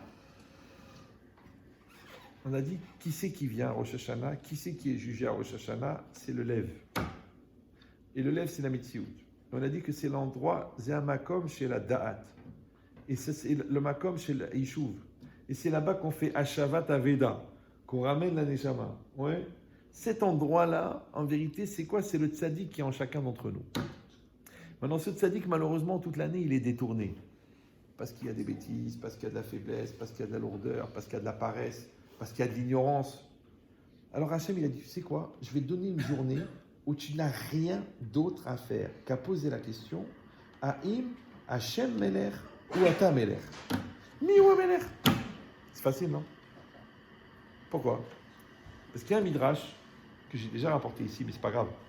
On peut le refaire. Il dit comme ça, que quand Hachem il a créé l'homme, les malachim, ils ont dit quoi? C'est ça le but de la création. Ils ont vu un morceau de terre comme ça, avec une tête, des pieds, une jambe, des jambes. Il a dit, c'est Zatachlit Abria. Maintenant, vous savez qu'un ange, il fait 4000 km de large. Donc quand il a regardé un petit homme là, il a dit, c'est quoi ça? Alors Hachem, il a dit, vous savez, il est petit, mais il est chacham. Je vais vous prouver qu'il est chacham. Qu'est-ce qu'il a fait? Il a dit à Adam Arishon, comment tu vas me nommer à moi? Ça, c'est très grave. C'est-à-dire que le Créateur... Non, dans l'ordre. C'est Rav Yerucham Halevi qui ramène ce midrash. Il a demandé à Adam Arishon, comment tu vas te nommer à toi? C'est-à-dire qu'il demande, le Créateur, il demande à la créature de se nommer. Je rappelle que le nom, Zemaout Adava, c'est la définition. Déjà, un homme lui-même, pour être capable de faire ce qu'on appelle un portrait robot de son intériorité, il doit avoir un recul et une connaissance sur lui-même qui lui prend à peu près une quarantaine d'années. Maintenant, Adam Arishon, il vient de naître, et Hachem, il lui dit, définis-toi, toi. C'est-à-dire, donne-moi ton nom, c'est-à-dire, donne-moi ta définition. Et qu'est-ce qu'il a dit? Adam Arishon, il a réfléchi. Il a dit, Adam, Shemina Adama Nivreti. Il a dit, je m'appelle Adam. Lui, c'est pas Hachem, lui. Il a dit, moi, je m'appelle Adam. Pourquoi? Parce que Mina Adama. D'accord? C'est vrai qu'il a été créé à partir de la terre. Il demande le Rav Yerucham, pourquoi il a dit Adam? Pourquoi il n'a pas dit Ish? Adam, c'est aussi Ish. Et Ish, c'est quoi? Ish, c'est Aleph Shin, c'est Esh, donc c'est une créature de feu, avec le Yud. Et le Yud, c'est quoi? Le Yud, c'est la Chorma. Ki be Chorma Isad Aretz, c'est le Yud. C'est quand Hachem, il a créé le monde avec le Yud et le He, le Yud, c'est la Chorma. Donc quand il a pris le Yud de Yud Ke et il l'a mis dans le Esh, ça fait Adam. C'est ça, Ish. Donc c'est un très très haut niveau. C'est pour ça qu'on dit que les anges, ils arrivent jusqu'au 10e niveau, mais que l'homme, il est au-dessus des anges. Parce qu'il s'appelle Ish. Donc c'est aussi une créature de feu. Alors tu vas dire les créatures de feu, de qui on parle? De Johnny parce qu'il nous a mis le feu? Non! Les tzadikim, qui dominent les malachim, qui voient l'ange de la mort, qui maîtrisent la vie, qui empêchent le soleil de se coucher, qui sont entièrement 100% faits d'énergie spirituelle, ceux-là, ils s'appellent Ish. Alors pourquoi il a choisi Ish plutôt que Adam? Il a dit par anava, par modestie. D'accord? Alors maintenant, il a dit, Hachem, il a dit, puisque toi, tu t'es nommé Adam, il a dit, comment tu vas me nommer moi? Alors là, c'est encore plus compliqué, c'est le Créateur qui demande à la créature de définir le Créateur. Et avec Dieu, c'est compliqué. Pourquoi? Parce que Hachem, il a un problème, c'est qu'il est Ensof. Maintenant, vous voyez cette feuille ou non? Sans fin. Vous la voyez là? Si vous ne la voyez pas, il faut acheter un chien. Maintenant, si cette feuille, elle faisait 22 millions de kilomètres carrés de surface, vous ne pourriez pas savoir que c'est une feuille. Parce que vous n'auriez pas assez de recul. Il faudrait que vous soyez au bout de l'univers pour voir la feuille.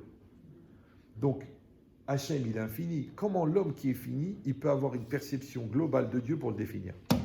C'est ça la question. Ouais. Et Adam Arishon, il a répondu. Il a dit oui.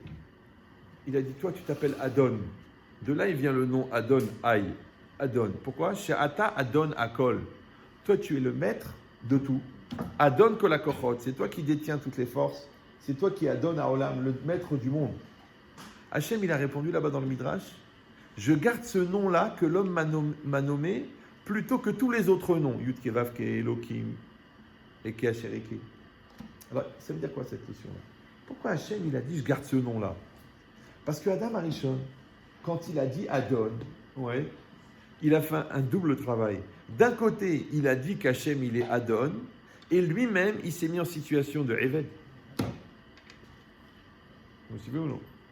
Quand toi, tu respectes ta femme, ouais, en même temps, tu lui donnes un kavod de femme, mais en même temps, tu te donnes la responsabilité du mari.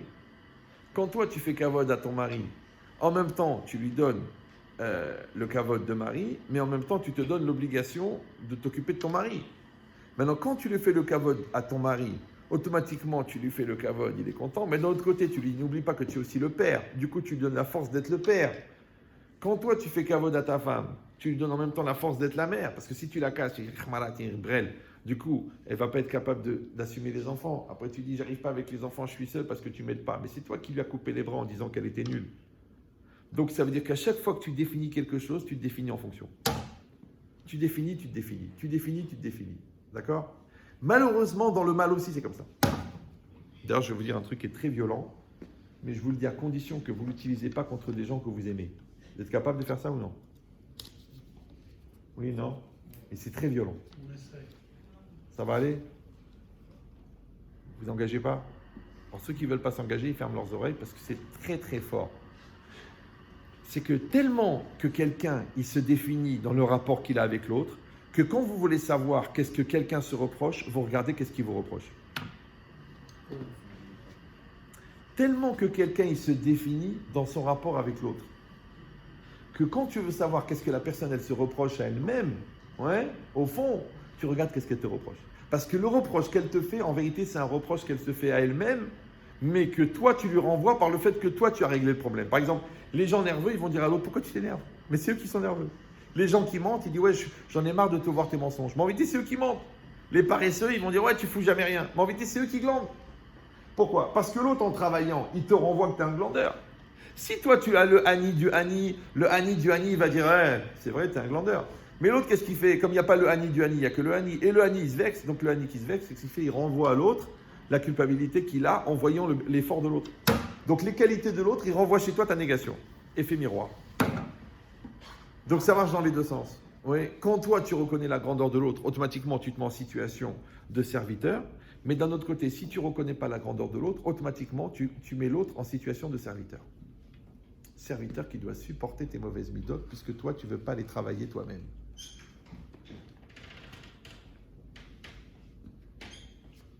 Alors, si vous êtes dans un hôtel 5 étoiles et que vous rentrez dans la chambre et il n'y a pas de serviette, 5 étoiles, 1800 € la nuit, vous descendez à la réception, vous dites, écoutez, c'est un palace ici, c'est un 5 étoiles, il n'y a pas de serviette, c'est normal. Le gars dit, alors là, vraiment, nous nous excusons, toutes nos excuses, un geste commercial, de nuit gratuite, c'est normal, c'est un palace, c'est impensable qu'il n'y ait pas de serviette. Donc vous êtes client, vous avez le droit au meilleur service, et l'hôtel est un prestataire de service. Ça va? Ça veut dire que le fait d'être client te donne le droit de te plaindre. On verra les cas personnels après. Maintenant, si, attention, et réfléchissez bien, restez calme, restez pas. Ne gaspillez pas l'impact, c'est pas ça le principal. Je ne sais plus de quoi je parlais. 22 000 € l'hôtel, 1800 €. Non, c'est un prestataire. Ça veut dire que, attention, j'ai le droit de me plaindre parce que je suis client et que l'autre est prestataire. D'accord? C'est-à-dire que si moi je me plains de ma vie devant Dieu, c'est-à-dire que je pense que Dieu est un prestataire. Vous suivez ou non? Ouais, pourquoi j'ai grossi? Pourquoi les enfants ils sont comme ça? Pourquoi la parnassa c'est pas ça? Mais le bon Dieu n'est pas un prestataire. Il faut se calmer. C'est pas un prestataire de service. Tu vas me dire, ouais, ben, il m'a mis au monde, d'accord? Alors, En Melech Blo Malchut. Donc en même temps qu'il est devenu Melech, eh ben, il faut qu'il assume le Ham, parce qu'il a créé le roi. Il a créé la royauté. Alors qu'en vérité, c'est l'inverse. C'est que Hachem, je sais que c'est un peu dur, mais vous êtes des gens matures, vous pouvez comprendre. Quand Hachem m'a donné la vie, après il ne me doit plus rien. Il m'a donné la vie, il ne me doit plus rien. Et si vous allez dire, mais quand même, chez il n'y a pas que la vie, hein. Il faut des parents, il faut des amis, il faut la santé, il faut la Torah, il faut la parnassa, il faut le mariage, il faut que l'accouchement il se passe bien, il faut que les clients y rentrent, il faut que le produit vienne, il faut que j'ai la chorma, il faut que je trouve les mots pour parler à mes enfants. Tout ça, c'est en plus.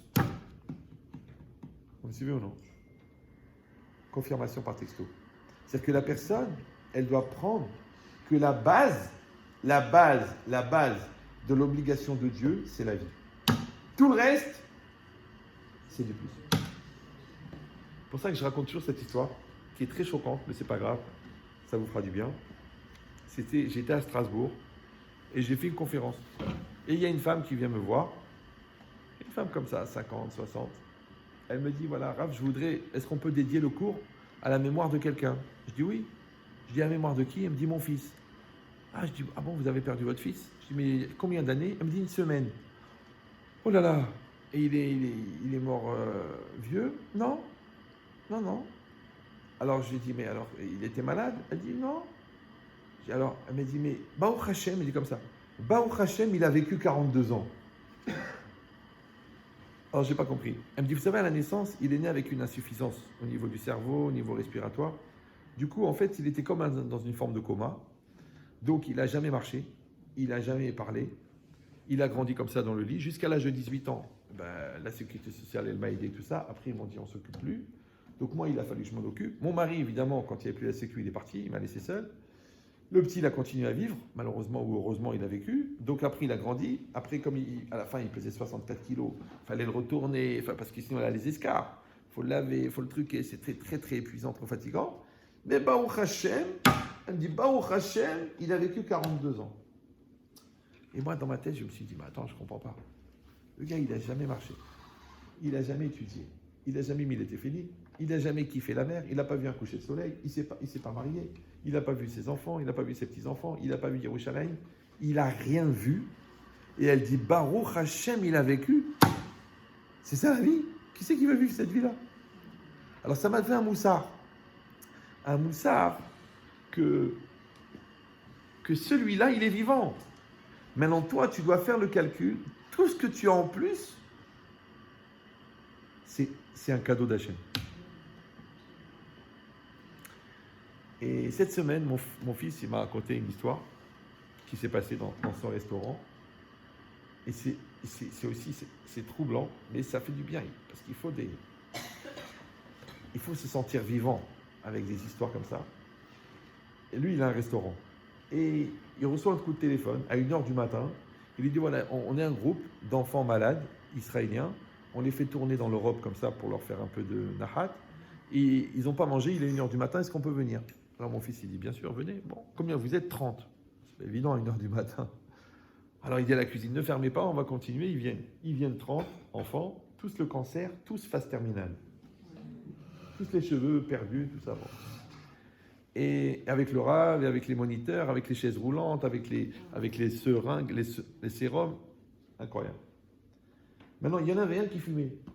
Il a laissé sur la table son paquet de cigarettes. Écoutez, cette histoire est incroyable. Et le serveur, quand il a débarrassé, il a pris le paquet, il l'a jeté. Et le gosse, il s'est énervé. Il est venu voir mon fils, il a dit, écoute, des fois, cigarette, la croulim, ils m'ont pris les cigarettes. Alors mon fils, il est patron, il ne s'occupe pas parce que le serveur, il a mis à la poubelle. Il a dit, ah, ça même BH pas, ils sont dans la poubelle. Alors il n'était pas très content, l'enfant. Après, quand ils sont partis, et ils ont fait la bracha, et merci beaucoup, ils l'ont embrassé, merci pour ce nahat, parce qu'il leur a, bien sûr, il leur a offert tout. Ils étaient contents, ils ont tout mangé, ils ont truqué et tout. Et quand il est passé l'enfant, écoutez bien, mais c'est violent. Hein. Quand il est passé l'enfant, on lui a pris ses cigarettes, mon fils, il lui a dit, tu sais, mon fils, il a dit, Mechila pour les cigarettes, pardon, excuse-moi, le serveur, il n'a pas fait attention. L'autre, il a dit, c'est pas grave, c'est pas grave. Et mon fils, il a sorti une phrase idiote, il lui a dit, mais tu sais, c'est pas bon pour la santé. Et son copain, le petit enfant d'à côté, il a dit à mon fils, il dit, de toute façon, il est déjà mort. Parce qu'il a le cancer. Il est déjà mort. Je ne sais pas si vous... C'est des enfants qui vivent avec la mort. Ils savent qu'ils sont condamnés, ils savent qu'ils vont mourir, mais ils sortent, ils rigolent. Tu vois. Et celui-là, en plus, son père, il est mort du cancer, et son frère, il est malade. Alors mon fils, il m'a dit, papa, alors comment veux-tu que le matin, on n'arrive pas à se lever? Et comment on peut se plaindre dans la vie?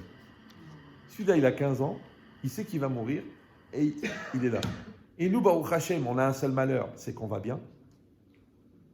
Mais on trouve quand même de quoi se plaindre. C'est-à-dire que c'est tellement dur de dire merci qu'il faut qu'on trouve une solution pour pas dire merci. Vous me suivez ou non? Maintenant, comment tu vas dire merci? Tu sais pourquoi? Parce que tu es un Eved d'Hachem. Tu sais pourquoi tu vas baisser la tête? Parce que tu es un serviteur d'Hachem. Pourquoi tu vas t'arranger avec ta femme? Parce que tu es un serviteur d'Hachem. Pas parce que tu as fait des cours de psychologie sur le Shalom Bayit. Non. Tu dis, Ani Eved d'Hachem. Hachem, il m'a envoyé cette femme, il faut que je m'arrange avec elle. Il faut que je m'arrange avec mes enfants. Il faut que je m'arrange avec le client. Il ne faut pas que je fasse un Hilul Hachem dans le business. Il ne faut pas que je me conduise mal. Il ne faut pas que... Ça veut dire que toi, tu vas mesurer ton niveau de Eved Hachem. Ouais. Maintenant, si toi, encore une fois, tu n'es pas dans cette logique-là, il n'y a que deux solutions. C'est où tu es le Eved ou tu es le Melech. Maintenant, quand tu te permets de faire une Avera alors que tu sais que c'est assourd, c'est que tu penses que tu es le roi. Quand tu te permets de crier sur l'autre parce que tu penses que l'autre il est là pour subir ton caractère pourri, c'est parce que tu penses que tu es le roi. Vous suivez ou non? Donc en vérité, le vrai problème, c'est à ta Melech ou Melech. Décide qui est le roi. Maintenant, la Torah, elle a consacré une journée entière qui s'appelle Rosh Hashanah pour que tu arrives à te convaincre que Hachem Melech. Maintenant, après, ça va dépendre de toi. Est-ce que tu vas chanter Hachem Melech, Hachem, de Pavarotti, ou tu vas dire Hachem Melech? Parce que c'est ça qui est le plus dur. C'est de rentrer ça dans sa tête. Pour vous donner un ordre d'idée, par exemple, un homme, il met des années de mariage, de bonté, de gentillesse, de douceur, à comprendre que sa femme n'est pas un objet. Même l'égoïsme, il appelle l'objet du désir. C'est que le monsieur, il a des besoins équatoriaux, ce qu'on appelle, d'accord? Et l'autre, elle est là pour ça. Maintenant, que tu apprennes que c'est une personne, qu'elle a une sensibilité, qu'il y a des manières de faire, qu'elle doit se sentir aimée et non pas dévorée, qu'il doit avoir une communication, qu'il doit avoir une communion, qu'il doit avoir une compréhension, qu'il doit avoir une complicité, avant d'arriver à l'intimité, je peux te dire que la moitié des hommes, ils n'arrivent pas. Ils ne comprennent pas. Parce qu'ils disent, écoute, j'ai envie. Donc si déjà de comprendre que sa femme n'est pas un objet, ça prend des années, alors de comprendre que Hachem, il est le roi, ça prend combien d'années? Alors que là, elle est devant toi, c'est facile. Et déjà, tu as du mal. Alors que Dieu que tu ne vois pas, comment tu vas faire? Donc on comprend qu'en fait, toutes les mitzvot, et toutes les chiyuvim, et toute l'étude de la Torah, et toute la chassidoute, et toute la kavana, et toute la prière, et tout le shirboud des mitzvot, c'est pour accepter que Hachem ou Melech. En fait, c'est pour devenir Eved Hachem. D'accord? Maintenant, quand est-ce que tu fais le bilan de ton niveau de Eved Hachem? Un jour où il n'y a rien d'autre à faire. Parce que quand on est le travail, c'est pas évident. Tu dis non, dans le business, c'est pas évident. Dans la rue, c'est pas évident. Dans la cache-route, c'est pas évident. Mais là, t'es à Rosh Hashanah, Baba. Il est en train de te regarder comme ça. Tu veux tricher. Tu veux manger la pizza chez le Goy. Tu veux manger le poisson au restaurant. Tu as déjà vu un gars, le jour de Rosh Hashanah, il va dans le restaurant Goy. Pourquoi pas? Si tu penses vraiment que c'est cachère, c'est du poisson. De qui je me fiche? Mais le gars, il a fait griller la côtelette de porc juste avant dans la même poêle. Après, il te met le poisson. Et c'est après que tu l'as mangé que tu vois que c'est du requin. Après. Parce que tu dis, oh, vraiment, ce cabillaud, il est spécial. Lo cabillaud. Requeno. Tu dis quoi? J'ai mangé du requin? Bien sûr. Et en plus, on l'avait saupoudré avec de la poudre de crabe. Donc, c'est quoi l'idée? C'est que la personne, en fin de compte, elle n'imagine pas de manger dans un restaurant Goy à Rosh Hashanah. Alors, pourquoi elle va le faire pendant l'année? Parce que c'est la même personne. La même personne, elle est là à Rosh Hashanah. Maintenant, quand toi, tu vas réussir à maîtriser, d'accord, que dans la prière, tu arrives à prier, alors que toute l'année, tu dis, j'arrive pas à me concentrer, j'ai la tête. Mais là, tu pries bien. Moi, je me rappelle quand j'étais jeune, je ne savais pas bien lire. Je mettais 1h15 pour faire l'amida. J'avais des crampes dans les pieds. J'avais la sueur qui coulait. Maintenant, j'ai étudié la Gemara Brachot, j'ai étudié le Pérec, le 5e Pérec, j'ai étudié la Kavana dans la Tfila, j'ai étudié le Rosh, le Rambam, j'ai étudié le Rashba, j'ai étudié le Raphaïm sur le Rambam, j'ai étudié le Chazonish sur le Rambam, j'ai écrit le Nefesh HaChaim, j'ai écrit sur la Tfila, mais je n'ai pas retrouvé cette Tefila de l'époque, où je ne savais pas lire. C'est compris ou non? C'est pédé, non? C'est-à-dire que tu augmentes la connaissance, mais tu perds la spontanéité. C'est pour ça que quand les gens ils font tchouva et qu'ils me disent ah, faites-moi une bracha, je dis je prie que tu restes dans ta spontanéité. Parce que quand tu vas devenir un spécialiste, peut-être que tu vas perdre ta spontanéité.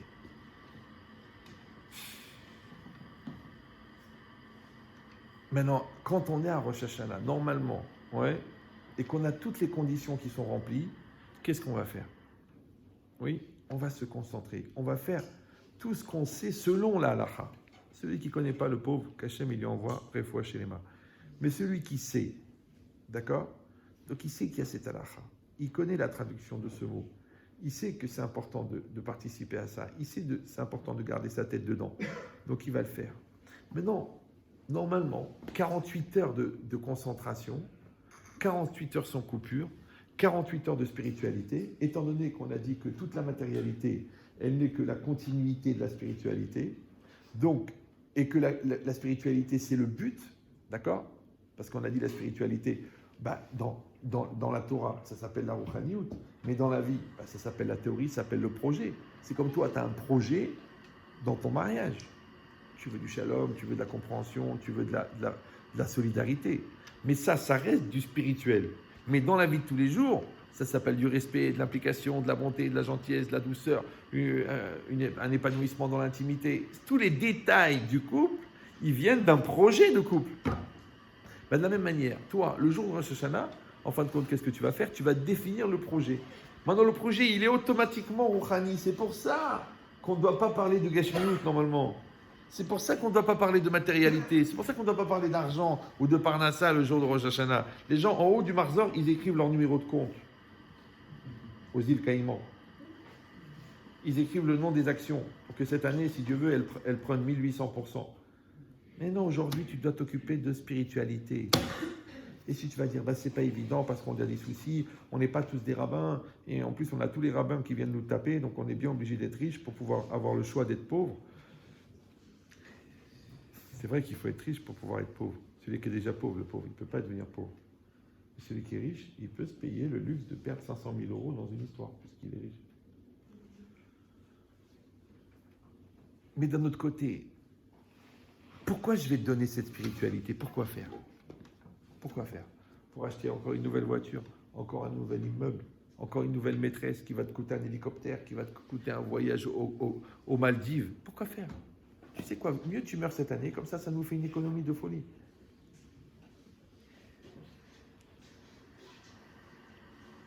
Et la logique, c'est que c'est la spiritualité qui justifie la matérialité.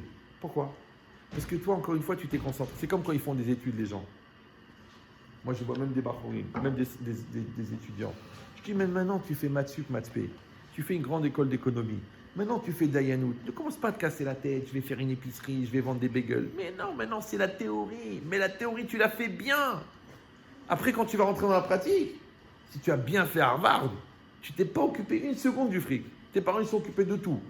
Mais le jour où tu vas prendre une société et tu vas prendre tes 68 000 euros par mois de salaire plus les stock options à la fin de l'année, parce que pendant tout Harvard, tu as fait de la théorie. C'est pareil.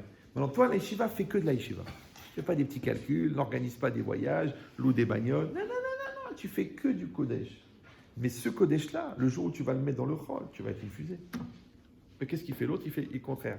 Il veut vite gagner de l'argent. Il dit, allez, je vais faire un petit boulot, je vais aller vers serveur, je vais sortir de la yeshiva pour aller vendre là-bas chez Zara ou chez Avoda. C'est deux magasins l'un à côté de l'autre. D'ailleurs, c'est marqué Avoda, Zara. D'accord? Tu dis, c'est dommage.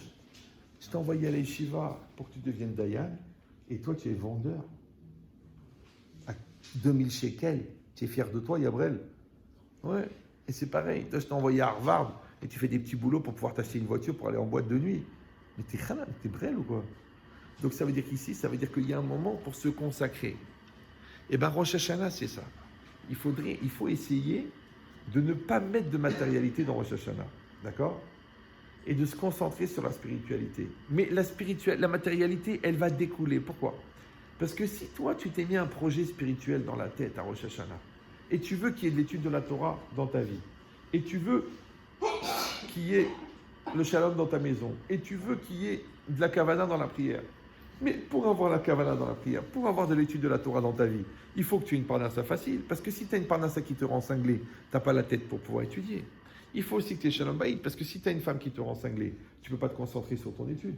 Il faut aussi que tu aies la slacha dans le chinour des enfants, parce que si tu as un bipolaire, un psychopathe et un malade mental, tu passes ta journée dans les hôpitaux et à l'école et au commissariat, tu ne peux pas te concentrer. Donc en fin de compte, ta spiritualité, elle va générer qu'il faut que tu sois tranquille au niveau du chinour. Il faut que les beaux-parents qui sont sympathiques, il ne faut pas qu'il y ait la guerre à la maison. Donc regarde, tout est dans le spirituel. Mais les gens, ils font le contraire. Qu'est-ce qu'ils font? Ils ont peur, ils veulent le matériel, d'abord du cash, 10 000 euros, 20 000 euros, 30 000 euros, 40 000 euros. Mais moi, tu veux que je te donne des gens qui payent des 400 et des 500 000 euros pour se débarrasser d'une associée dans le travail, qu'à cause d'elle, ils vont divorcer? Alors qu'est-ce qu'il a gagné, le mec? Il gagne 500 000 euros. Et maintenant, sa femme, elle lui a dit, si elle ne part pas du travail, je divorce. Parce que je soupçonne que vous êtes bizarres tous les deux. Tu t'enfermes aux toilettes pour répondre à des textos à 2h30 du matin. Tu te sépares. Le mec, il dit, mais ça va me coûter 500 000 euros. Ben, le mec, il va donner 500 000 euros pour séparer ça, sinon c'est sa femme qui va partir. Mais si tu as été un peu haha, tu dis, je ne vais pas m'associer avec une femme, parce que ma femme, elle ne veut pas. Je lui demande, chérie, qu'est-ce que tu en penses? La fille, elle est compétente, on va travailler à deux. Elle te dit, écoute, ça me dérange. Il n'y a pas de problème, mon amour. Tu veux pas? Donc, qu'est-ce que tu fais? Tu le fais, et après qu'il y a des problèmes, et que ta femme, elle te dit, c'est moi ou elle, d'un seul coup, tu payes 500 000, mais t'es lourd. C'est-à-dire que les gens, s'ils avaient mis la spiritualité avant, la spiritualité avant, c'est que dans ton travail, il doit y avoir la Kedusha. Comme dans la synagogue. D'accord? Dans ton business, il doit y avoir la droiture. Comme à la synagogue. Dans ta relation avec l'autre, il doit y avoir le Kiddush Hashem, comme à la synagogue. C'est que ta vie, c'est une synagogue. Donc quand tu vas faire un contrat avec l'autre, même si c'est ton beau-frère, tu dis, écoute, on va tout marquer. Ah, c'est pas la peine. Pourquoi Al tiftar la satan. Al titania de la satan. Parce qu'aujourd'hui, on est tous des frères à 10 000 euros. Mais si on arrive à 2 millions d'euros, il y en a des deux qui va mourir. C'est pour ça qu'on fait un shtar. Gmirut da'at, akol katouv. Devant le Rav, c'est marqué avec témoin. Et c'est bien. Et si tu n'as pas confiance, va chez l'avocat. C'est pas grave. Nous deux, on va chez l'avocat, on fait les papiers. Mais tu es fou, mais tu rigoles, mais tu es fou, mais tu rigoles. Ça évolue. Après, quand il y a beaucoup d'argent, d'un seul coup, il n'y a plus de beaux-frères, il n'y a plus de frères, il n'y a plus de religion, il n'y a plus rien, il n'y a plus de rabbin, il n'y a plus rien. Il n'y a plus de baron. D'accord? C'est pareil. Tu te maries. Tous les jours, tu répètes. Je me suis engagé à la rendre heureuse. Je me suis engagé à le rendre heureux. C'est mon mari, je le respecte. C'est le père de mes enfants. Il se casse la tête pour nous amener la parnassa. Moi, c'est ma femme. Elle m'a donné 6 enfants. Je ne peux pas dire un mot de travers. Je ne peux pas élever le ton. Tous les jours. Parce que si une seconde, tu perds le contact, il te sort un gros mot, il te sort une méchanceté, il te sort un mot méchant, et l'autre, elle va souffrir pendant des mois. Pourquoi? Parce que tu es nerveux, parce que tu es fatigué. Mais coupe-toi un bras. Ça va te changer les idées. Même pour l'honneur. C'est pas grave. D'accord? Donc, c'est ça l'idée. Ouais.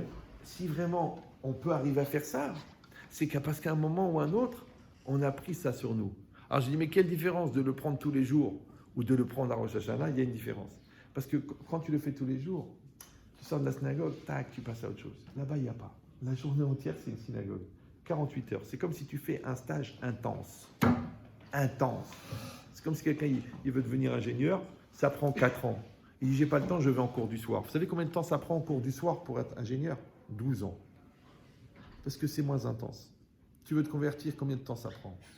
4 ans, 5 ans. Mais si tu vas dans une yeshiva spéciale où tu passes toute la journée à étudier, à prier, à changer, en 6 mois, tu peux faire la conversion. Parce que tu fais en 6 mois ce que l'autre, il a fait en 4 ans. Ben, la Torah, elle t'a dit, tu vas faire en 48 heures ce qui va marquer toute l'année. Bon, le Rav Simcha Dissa, il n'a pas été jusque-là. Il a dit, le Roshem, l'influence de Rosh Hashanah, elle tient jusqu'à Pessah. L'influence de Pessah, elle tient jusqu'à Rosh Hashanah. Maintenant, de la même manière que les 30 jours de Slichot, ils te préparent à Rosh Hashanah, de la même manière, les 30 jours de recherche du Hametz, ils te préparent à Pessah. Vous suivez ou non? C'est que c'est parallèle. Les choses, elles sont parallèles. Donc après, toi, c'est toi qui décides, Adkama, combien tu es prêt. Maintenant, pourquoi ça s'appelle Yom Hadin, le jour du jugement? Parce que c'est quoi le jugement? Normalement, le jugement, c'est à la fin de la vie. Maintenant, le Rav Simcha Zissel, il dit, un homme, tous les jours, il prépare le jour de sa mort. Maintenant, le jour de la mort, c'est pas le jour de la mort. C'est-à-dire les bougies, le kaddish, l'angoisse, les croque-morts, le cercueil. Non. Le jour de la mort, c'est le jour où tu vas rendre des comptes. D'accord? Maintenant, est-ce que toi, n'importe quel jour de ta vie, tu es capable de regarder tes comptes, tout est payé. Tous les fournisseurs ils sont payés. Ta femme, elle est épanouie. Ton mari, il est bien. Tes enfants, ils sont éduqués. Tes beaux-enfants, ils sont dans le shalom. Tes petits-enfants, ils sont sérieux. Tu dis, Ayom ani yachol lamut. Je peux mourir aujourd'hui, tout est nickel. Bien sûr, tu ne vas pas mourir, de shalom, simsilenu, tout. Ouais. Mais tu peux mourir. D'accord? C'est comme si le gars il te téléphone, il dit, écoute, tu vas voir l'inspecteur l'inspection du fisc. Il a dit, Berouchim Abayim.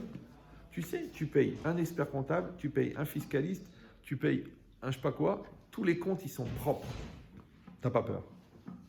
Comme toujours, je vous raconte avec Rav Eliashiv, quand il était à l'enterrement de sa femme, quelqu'un lui a dit, Rav, genre il a oublié. Maintenant, lui, c'est un Dayan qui a fait peut-être 400 fois le Shulchan Aruch. Il a dit, Rav, je crois que vous avez oublié de dire Mehila devant la tombe. Il a dit, j'ai pas oublié. Il a dit, mais j'ai pas à dire, j'ai rien fait que je dois dire Mehila à ma femme. Un gars normal, tu dis, c'est un Marocain, celui-là, pour qui il se prend? Non, mais lui, il sait qu'il a fait attention pendant les 70 ans de vie commune, qu'il n'a jamais fait de la peine à sa femme. Tu peux dire ça, toi? Vous avez compris ou non? C'est fort. Maintenant, ça, c'est le projet. C'est le projet. Tu sais quoi? Même si tu arrives à la moitié, c'est extraordinaire. Eh ben, c'est ça, Rosh Hashanah. C'est-à-dire qu'en fin de compte, tu vas toi-même te regarder et tu vas te voir en train de prier, tu vas te voir en train de te concentrer, tu vas te voir en train de faire le Birkat Amazon. Et quelque part, c'est comme si le bon Dieu dit, écoute, tu sais quoi? C'est comme si un enfant, il n'a rien fait de l'année, et puis il arrive devant le directeur en disant, alors le directeur, il dit, regarde ce que tu as fait cette année. La vérité, tu penses que tu mérites de passer de classe? Au début, il veut dire, oui, après, réfléchis. Tu penses que tu mérites? Tu n'as rien foutu, tu n'as pas travaillé. Tes parents, ils ont payé la scolarité. Tu passais ta journée dehors dans le café. Tu penses que tu mérites? Même l'enfant, s'il est objectif, il va dire, c'est vrai, je ne suis pas sérieux. Donc à Rosh Hashanah, c'est comme si toi-même tu te juges. Comment? En te regardant faire. Mais d'un autre côté, comme tu vas voir que tu es capable de faire de manière incroyable toutes les mitzvot que tu as du mal à faire pendant toute l'année, ouais, c'est ça qui te fait le Lekav Zochut. Pourquoi? Parce que rappelez-vous que le Yetzer Hara, c'est comme le procureur. Lui, il vient avec un dossier des 482 000 avérotes que tu as fait pendant toute l'année. Il a tout préparé. Il vient pour accuser. Dès que ça commence le jugement, il dit à Hachem, regarde, il n'a pas fait Netiat Yadayim, il ne s'est pas habillé avec pudeur, il ne mange pas kasher quand il part au salon, il a pris le train Shabbat, il a pris... Alors Hachem, il dit, de qui tu parles? Il dit, de lui, mais regarde-le comment il fait la Hamida. Regarde-la comment elle est snioud. Elle n'a pas fait un national depuis hier soir. De elle, tu parles? Il dit, l'accusé a disparu. Maintenant, encore une fois, tu vas décider où c'est de l'hypocrisie parce que ce jour-là, tu fais semblant, ou Béhémet, ce jour-là, tu as réussi à faire ça. Donc, c'est pour ça qu'on dit que quand les Bnei Israël sonnent le chauffard, Zémé Balbel est à Satan. Mais le Satan, c'est l'excroissance du Yetzirah. Le Yetzirah, il est dans l'homme. Donc, en fait, c'est toi-même que tu es mis Balbel. Parce que quand toi, tu te surprends à faire des choses que tu ne pensais pas être capable de faire, tout à l'heure au téléphone, un monsieur, bon, il prend des vitamines illégales. Bon, il a rencontré une fille. La fille lui a dit, il faut que tu arrêtes. Et lui, qu'est-ce qu'il lui a dit? Il lui a dit, moi, il ne faut pas m'obliger. Ouais, quand je le sens, je le fais. Il m'a téléphoné, il m'a dit, Rav, qu'est-ce que j'en pensais? Je dis, ce que je pense, c'est que tu as Ahmad. Parce que cette fille-là, elle est extraordinaire. Ouais, elle n'aurait jamais accepté de rencontrer un gars comme toi, mais elle a accepté. Et maintenant qu'elle te dit, il faut que tu arrêtes, tu dis, je ne veux pas que tu m'obliges. Mais qui c'est qui t'oblige, Yabrel? T'es qui, un bébé de 16 ans qui te révolte? T'es un homme de 45 ans. Donc un homme de 45 ans, s'il pense que cette fille, elle vaut la peine, mais même pas, il discute de prendre des vitamines. Mais si tu dis non, je ne veux pas qu'on m'oblige, c'est que tu vas rentrer en conflit avec toi-même sous prétexte qu'elle, elle te le dit, mais elle, c'est ta conscience. C'est toi qui devrais dire j'arrête. Donc parce que tu es immature, tu obliges l'autre à subir ton immaturité sous prétexte qu'elle t'aime. Tu dis non, si je suis coléreux, le jour où je me marie, il n'y a plus de colère. Si je suis un menteur, le jour où je me marie, il n'y a plus de mensonge. Pourquoi? Parce que qui j'ai donné à cette femme? Un brel? Qui s'est donné à ce mari? Une khamara? Non, je lui donne un produit de valeur. C'est qui le produit? C'est moi. De la même manière, moi, à Rosh Hashanah, je vais dire, oh mon Dieu, je suis un produit de valeur. C'est sur ce produit-là qui va donner la vie. Vous suivez ou non? Parce qu'en fin de compte, la question, elle est simple. Je dis, moi, Kod Venu Besefer HaChaim, Leman Chai Lokim Chaim, Zochenu Lechaim. Mais Rabotai, c'est pas shoot. Quand tu vis dans cet esprit-là, quand tu atteins ce niveau-là, quand tu es dans cette autonomie par rapport à ton Yetzirah, de toute façon, c'est ça que ça s'appelle vivant. Maintenant, quand toi, tu n'as pas développé cette conscience, encore une fois, que tu n'as pas mis le Da'at dans le Makom Haïchouv, d'accord, il n'y a pas le Hani au-dessus du Hani. Donc le Hani, il est mort. Donc à quoi ça sert de dire « écris-moi dans le livre des vivants puisque tu es mort » Et le contraire, si tu es vivant, et tu sens que tu es vivant, parce que quand tu as fait une vraie tefila, tu le sens. Quand tu as cassé ton Yetzirah, tu le sens. Quand tu as cassé ta colère, tu le sens. Donc tu sens que tu es vivant. Alors si tu es vivant, et que tu sens que tu es vivant, pourquoi tu demandes Kod Venu Besefer HaChaim en implorant Kod Venu Besefer HaChaim parce que tu es vivant? Vous suivez ou non? Alors moi je me suis permis une chose, ça n'engage que moi, c'est que si Dieu veut, si on fait bien le service de Rosh Hashanah, qui est un vrai service, qui est une vraie avoda, on ne va pas dire à Dieu Kod Venu Besefer HaChaim. On va dire à Nihai Kod Venu Besefer HaChaim. Écris-moi dans le livre des vivants. Vous suivez, non? Pas en tant que on va implorer. Non, on va affirmer, on va dire tu peux écrire dans le livre des vivants parce que Anihai. Mais attention, d'être high, c'est prendre la responsabilité de ne pas être mort. Donc ça veut dire de ne pas être un rachat et de ne pas se laisser aller et de ne pas se laisser porter par ses pulsions et sa lourdeur et sa colère. C'est ça, high. Si tu dis je m'engage à être vivant, c'est que je vais être en maîtrise. Je vais être en Shlita Taratson. Je vais être en Baal Bechira. Je vais être en Talmid Chacham chez Igial et Parashat Drachim. C'est ça, Talmid Chacham. Talmid Chacham, c'est Aroskin Batora Elohen Benechorin, parce qu'ils sont Becherut mi Yetzirara. Mais s'il est Talmid Chacham, mais il est entre les mains du Yetzirara, il ne s'appelle pas Baal Bechira. Parce que la Bechira, la libre arbitre, elle est donnée pour celui qui le maîtrise. Les autres qui sont sous la maîtrise de l'Yetzirara, ils sont morts. Parce que si je prends un gars attaché et je le jette sur un autre et je le tue, est-ce que celui qui a été jeté, il est hayab? Non, parce qu'on a utilisé son corps. Donc si toi, le Yetzirah, il utilise ton corps pour faire des avérotes, c'est compliqué de savoir pourquoi tu es hayab, mais c'est sûr, en tout ça, tu ne seras pas récompensé pour les choses que tu as fait sans avoir la maîtrise. Par contre, quand tu décides d'avoir la maîtrise, tu es nikré chay. C'est ça, vivant. Et si tu es vivant, tu n'as pas besoin d'implorer d'être inscrit dans le livre des vivants, puisque tu es vivant. Ça va? Voilà, Hazak ou Baruch.